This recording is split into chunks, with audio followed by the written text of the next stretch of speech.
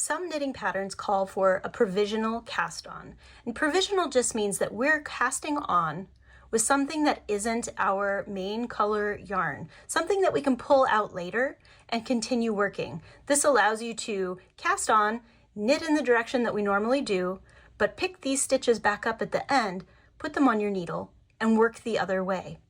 I'm going to show you two different ways that you can work a provisional cast on. For a one-step provisional crochet cast on, you need to start with three things. You need your knitting needles, you need a crochet hook that is a similar size to your knitting needles, and you need some scrap yarn. Scrap yarn should be fairly smooth, definitely not anything fuzzy or splitty, but I think the main thing I like is something that's a little stretchy. So I'm going to use some wool here, and I'm going to make a slip knot for my crochet hook. You make a loop, reach through that loop, and grab a tail, pull it through. We're going to put that on our hook. And one thing that I do that's a little different than a lot of other provisional crochet cast-ons, I like to do a couple of stitches here first because I think it's so much easier to get started. So I just do a couple of crochet chains. Let me show you that again. I'm going to start with a slip knot.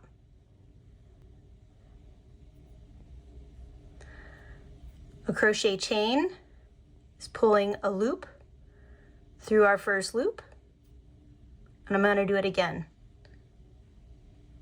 And now I'm ready to start. So I'm going to drop my scrap yarn, grab my knitting needle, and my knitting needle is going to go behind my crochet hook. So if I'm holding my yarn in my right hand, I'm going to wrap around, pull through, and go back through the loop. So again, I'm taking my working yarn, I'm going behind the needle tip, behind the hook, and then the hook is going to pick up that new yarn and pull it through the loop that was on the hook. So I always have one loop on my hook, and I have growing numbers of stitches. This needs to go here on the needle.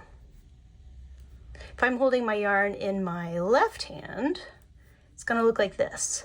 I'm going to come over here and through. The yarn is going to go behind the needle tip. Hook is on the front.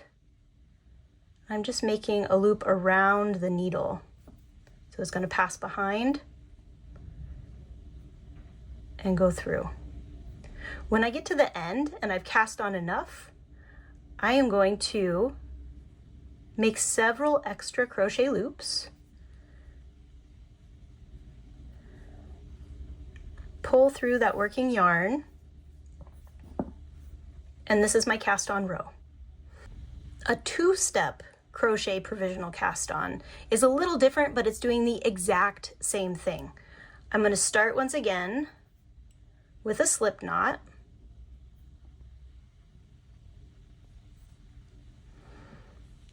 And then I am going to make a crochet chain that has a couple of loops, and then I'm going to make a loop for every stitch that I need to cast on.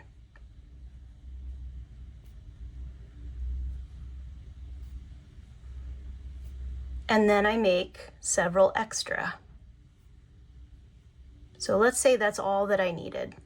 And I'm done. I'm going to pull through the end on my scrap yarn. When you look at this crochet chain, you're going to see a row that looks like stitches, like knitted stitches. And on the back side of that, you're going to see a row of bumps. And so just like we saw on our first cast on, we had a row that looked like knitted stitches, and these were the stitches that were, the bumps were what basically formed the stitches on the knitting needle. So I could do that after. I can go into those bumps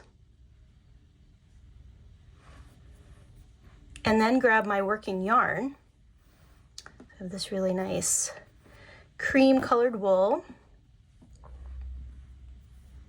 So if I go into those bumps and pick up and knit, it'll look exactly like the first example.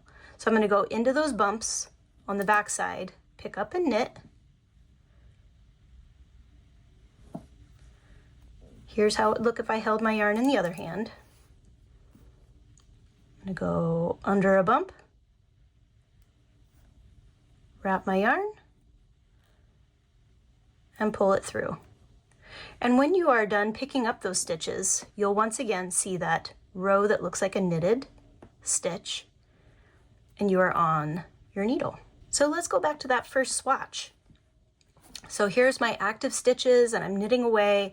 What do I do with this provisional row? How do I take it out? So an interesting thing about picking up stitches and working the other direction is that you will be a half stitch off. And this is one of those things that I did a lot of swatching to see how it worked, to really figure it out. So if it's confusing to you, just jumping in with some swatches can really help. But if you turn this upside down, when you're looking for the knitted stitches, which is like a V, they are facing the opposite direction than they are when they're facing this way, in the direction that we were knitting.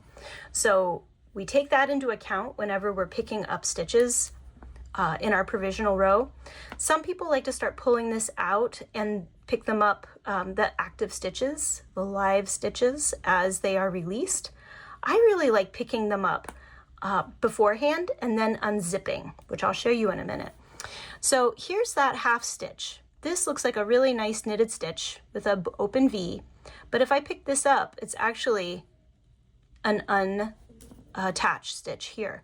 I could weave in that end and use that as a stitch if I wanted to, or I can just skip it and go into the next full stitch, which would be right here. You can see that V, and I'm going to pick up the right hand leg. So I'm going to work along here and pick up the right hand leg of all of these stitches. If you can't see this as a right leg versus left leg, you could also think of it as you're going to go over one leg and under the next, over one, under the next.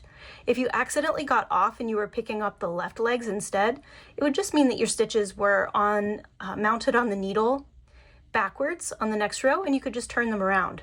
No trouble at all. So if I go along, pick up all of these right hand legs,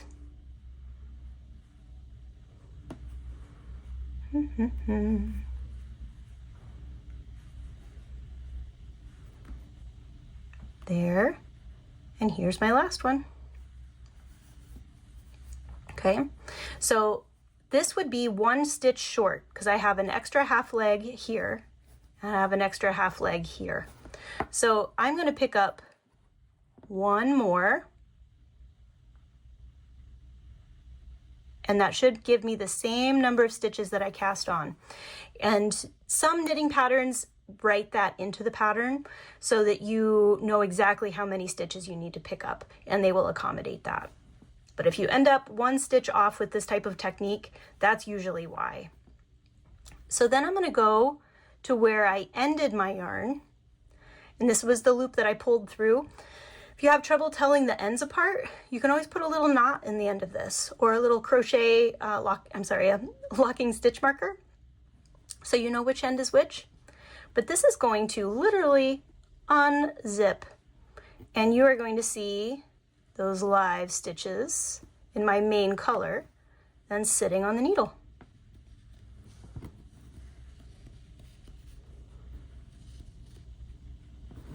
And then you can decide what to do with this last stitch, whether you keep that or you increase somewhere else along the row. Happy knitting!